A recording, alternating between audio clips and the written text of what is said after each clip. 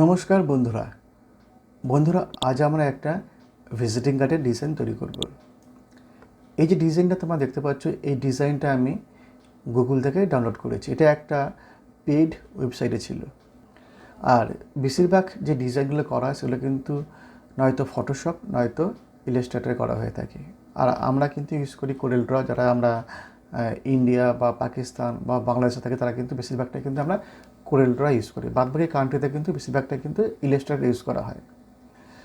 আমরা শিখব যে এই যে ভিজিটিং কার্ডটা আছে এর মধ্যে ওরা কী টেকনিক ইউজ করেছে, এই যে কন্ট্যাক্ট ডিটেলসটা আছে এটাও ওরা কীভাবে করেছে। আমি জানি যে আমার ভিডিও দেখে কিন্তু অনেক সাবস্ক্রাইব বন্ধুরা কিন্তু শেখে, তাই তাদের জন্য কিন্তু আজকের এই ভিডিও, যারা খুব সহজে কীভাবে একটা অফিসিয়ালি ভিজিটিং কার্ড তৈরি করতে, তার জন্য কিন্তু আজকের এই ভিডিও। ঠিক আছে, তোমরা একটু ভালো করে দেখবে, তাহলে তোমাদের কোনো অসুবিধা হবে না। যদি অসুবিধা হয় তাহলে কিন্তু অবশ্যই কিন্তু তোমরা কমেন্ট বক্সে কিন্তু লিখে জানাবে। ওকে, আমরা এখানে একটা রেক্ট্যাঙ্গেল নেব আর এর মাপ দেবো হচ্ছে 88 মিলিমিটার বাই 54 মিলিমিটার। ঠিক আছে, আমি সবসময় কিন্তু 88/54 এই মিলিমিটারে কিন্তু কাজ করে থাকি। এটা কিন্তু একটা পার্মানেন্ট ভিজিটিং কার্ডের কিন্তু সাইজ। কেউ কেউ একটু 1 মিলিমিটার বড় বা 1 মিলিমিটার ছোটো কিন্তু করে থাকে।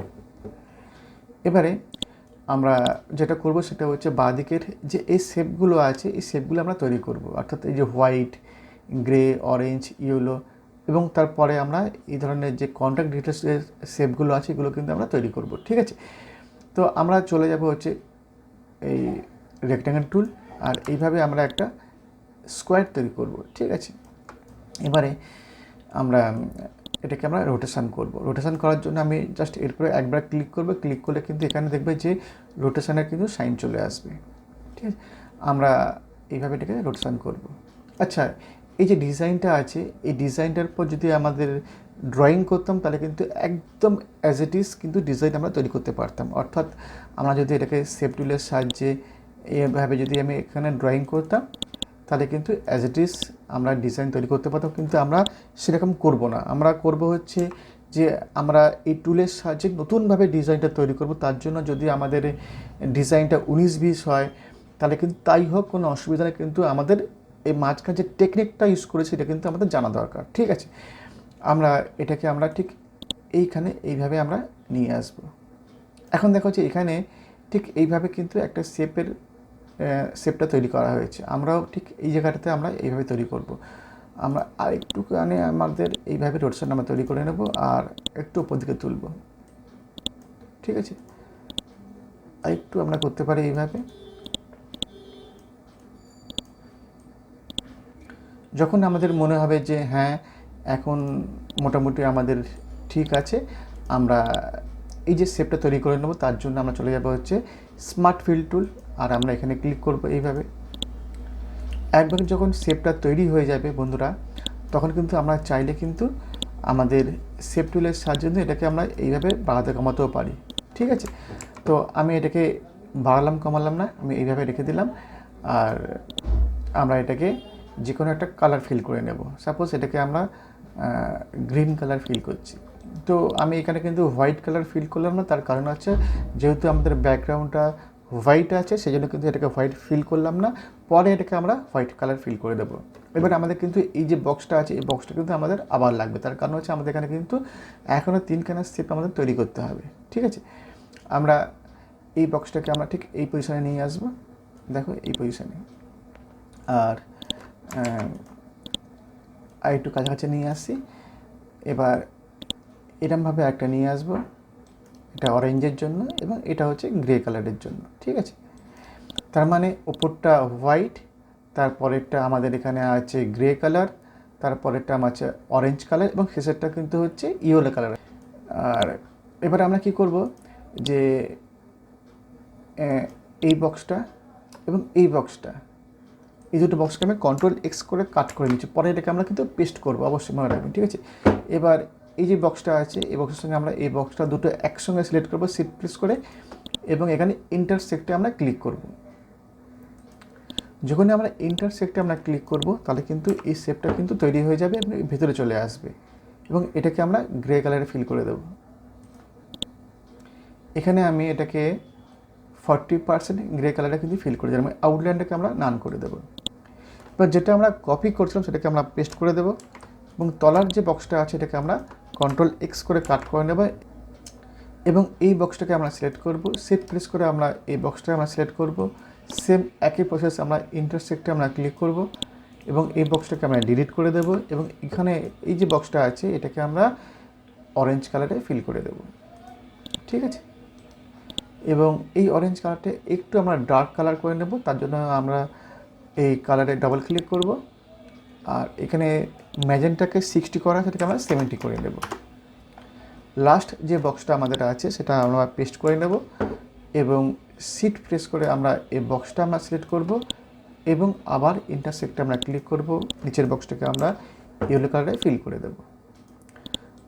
এবার উপরের গ্রিনটাকে আমরা হোয়াইট কালারে ফিল করে দেব। আমাদের শেপ মোটামুটি রেডি।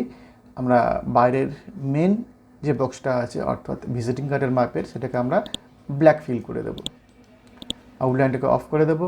চারদিকে একটা বোঝার জন্য আমরা একটা গ্রে কালারের একটা ব্যাকগ্রাউন্ড আমরা ইউজ করে নেব। বন্ধুরা এবার তোমরা দেখো যে আমাদের অনেকটা এই ধরনেরই কিন্তু একটা শেপ আমাদের তৈরি করা হয়েছে। এখানে যে শেপটা ছিল আরেকটু রোটেশন করানো ছিল, অর্থাৎ এদিকের যে নোটটা আরও এইভাবে বাঁ দিকে সরানো ছিল, আমরা সরালাম না, আমাদের কোনো প্রয়োজন নেই। তার কারণ হচ্ছে আমরা কিন্তু এর নিচে কিন্তু কিছু লেখা লিখতেও পারি, ঠিক আছে। যদি চাও তোমরা করতে পারো, কোনো অসুবিধা নেই। প্রতিটা নোটকে ধরে ধরে এইভাবে কিন্তু তোমরা বাঁ দিকে সরাতে পারো, এটাকে সরাতে পারো, এটাকে সরাতে পারো, এইভাবে কিন্তু তোমরা করতে পারো, ঠিক আছে।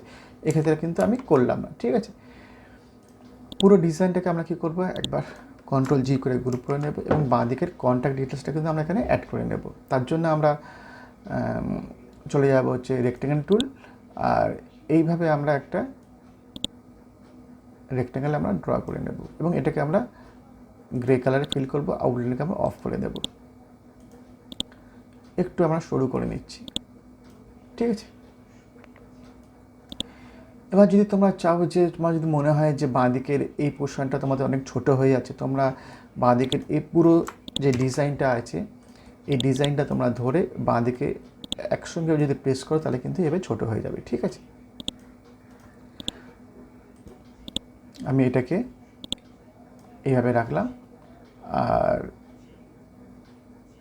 একটা ছোট্টভাবে এইভাবে কপি করে নিলাম, কেননা বাঁ দিকের এই পোর্শনটা আমাদের করতে হবে। এটাকে আমরা অরেঞ্জ কালারে ফিল করে দিলাম এবং এই অবস্থাতে আমরা টোটাল দুবার কপি পেস্ট করব, ঠিক আছে। এই একবার আর CTRL-D প্রেস করব এই দুবার, ঠিক আছে। এবং পুরোটা আমরা সিলেক্ট করব এবং রাইট অ্যালাইনমেন্ট আমরা করে নেব। যদি চাইতে একটু ফাঁকা ফাঁকা আমরা করতে পারি। যদি তোমাদের কন্ট্যাক্ট ডিটেলস 4খানা থাকে তো চারখানা করতে পারো, 3টে কাজে 3টে করতে পারো, ঠিক আছে। এবার তোমরা দেখবে যে এই যে শেপগুলো আছে বাঁ দিকের এগুলো কিন্তু এইরকমভাবে করা আছে। এর জন্য খুব ইজিলি তোমরা কী করতে পারো না, এখানে একটা গাইড ফেলে নেবে এরকম এবং ওপরে যে শেপটা আছে একবার আনগ্রুপ করে নেবে, ঠিক আছে। ওপরে যে শেপটা আছে অর্থাৎ এই যে শেপটা আছে এই শেপটাকে CTRL-Q করে তোমরা এটাকে কনভার্ট টু কার্ভ করবে এবং ওপরের নোটটাকে ধরে এইভাবে সরিয়ে নেবে। এটাকে CTRL-Q এবং এটাকেও আমরা CTRL-Q করে এইভাবে সরিয়ে নেব, ঠিক আছে। এবার দেখবে যে আমাদের যে কার্ডের যে ব্যাকগ্রাউন্ড কিন্তু আমাদের অলরেডি রেডি হয়ে গেল। আমি একটু ফাঁকা করে নিচ্ছি, হ্যাঁ। এবার দেখো আমাদের কার্ডের ব্যাকগ্রাউন্ড রেডি হয়ে গেছে। এখানে কিন্তু আমরা নাম লিখবো, এখানে আমরা অ্যাড্রেস দেবো, এখানে লোগোর তলায় কিন্তু লোগোর ট্যাগ আমরা ইউজ করতে পারি। মোটামুটি আমাদের ঠিকই আছে। তোমার যদি বুঝতে কোনো অসুবিধা হয় তাহলে কিন্তু অবশ্যই আমাদের লিখে জানাবে, ঠিক আছে।